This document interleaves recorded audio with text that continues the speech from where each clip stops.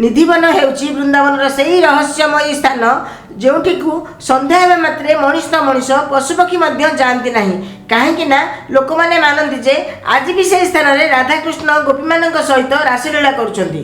ନିଧିବନରେ ଥିବା ତୁଳସୀ ଗଛ ଗୁଡ଼ିକର ରୂପ ବହୁତ ଅଲଗା। ସେମାନେ ଯୋଡ଼ି ଯୋଡ଼ି ହୋଇ ତଳକୁ ଝୁଙ୍କି ରହିଥାନ୍ତି। ଆଉ କୁହାଯାଏ ରାତି ହେଲେ ଏହି ବୃକ୍ଷ ଗୁଡ଼ିକ ଗୋପୀରେ ପରିଣତ ହୋଇ ରାସଲୀଳାରେ ଭାଗ ନିଅନ୍ତି।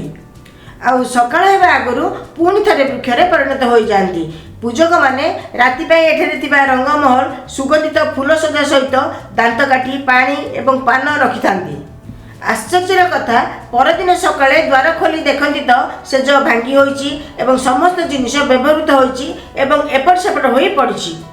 ଆଉ ଏହାକୁ ରାଧାକୃଷ୍ଣଙ୍କର ରାତିର ଉପସ୍ଥିତିର ପ୍ରମାଣ ବୋଲି ମନାଯାଏ। विश्वास करा जाए जे जदि कहीं व्यक्ति लुचिकर एठारे रासलीला देखा चेष्टा करती तेबे से अंध हो जाती कि पागल हो जाती कि परदिन सकाळे तांकर मृत्यु हो जाए।